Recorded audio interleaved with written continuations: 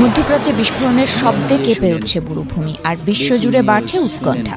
সংঘাতের প্রথম 2 সপ্তাহেই এমন এক চিত্র সামনে এসেছে যা ঘিরে তৈরি হয়েছে তীব্র বিতর্ক, সংশয় এবং আতঙ্ক। সামরিক অভিযানে ইসরায়েলের বিভিন্ন কৌশলগত এলাকা এবং মার্কিন সামরিক ঘাঁটি লক্ষ্য করে ক্ষেপণাস্ত্র ও ড্রোন হামলা চালিয়েছে ইরান। মঙ্গলবার অপারেশন ট্রু প্রমিস 4 এর আওতায় পরিচালিত এই অভিযানে লক্ষ্যভেদী সমরাস্ত্র ব্যবহার করা হয়েছে। এবারের বিশেষ এই অভিযানটি রমজান জুড়ে সকল শহীদ শিশু, বিশেষ করে মিনাবো স্কুল হত্যাকাণ্ডের শিকার শিক্ষার্থী এবং গতরাতে আরাক শহরে পরিবারের সাথে নিহত 3 দিনের শিশু মুস্তাবার স্মৃতির স্মরণে উৎসর্গ করা হয়েছে।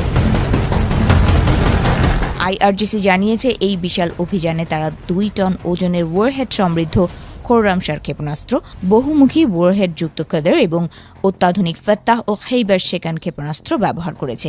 এছাড়াও ফাত্তাহ এবং কিয়াম নামক মধ্যম পাল্লার ক্ষেপণাস্ত্রের পাশাপাশি এক ঝাঁক বিধ্বংসী ড্রোন এই অভিযানে মোতায়েন করা হয়।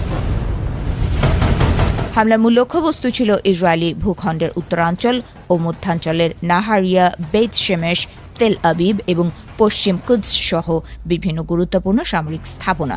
একই সঙ্গে ভিক্টোরিয়া, আলী আল সালেম ও আল খার্জ নামক মার্কিন সামরিক ঘাঁটি এবং মার্কিন নৌবাহিনীর 5ম ফ্লিটের অবস্থানেও ব্যাপক আঘাত হানা হয়েছে।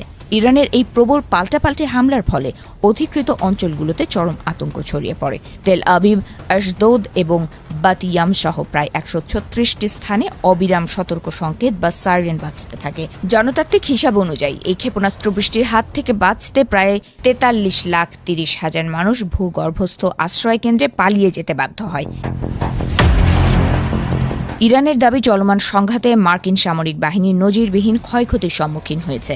দেশটির একটি উচ্চপদস্থ গোয়েন্দা সূত্রের বরাত দিয়ে রাষ্ট্রীয় সংবাদ মাধ্যম জানিয়েছে, গত 28 ফেব্রুয়ারি থেকে শুরু হওয়া ইরানের প্রতিশোধমূলক অভিযানে এখন পর্যন্ত অন্তত 200 মার্কিন সেনা নিহত এবং 3,000-এর বেশি আহত হয়েছে।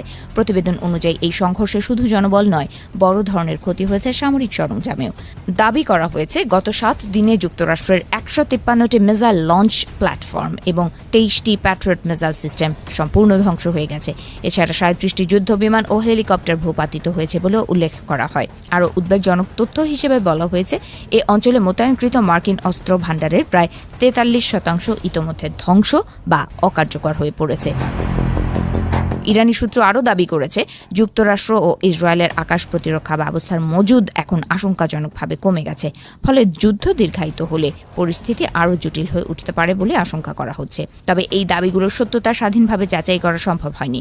আন্তর্জাতিক পর্যবেক্ষকরা বলছেন, যে কোনো সংঘাতের সময় উভয় পক্ষ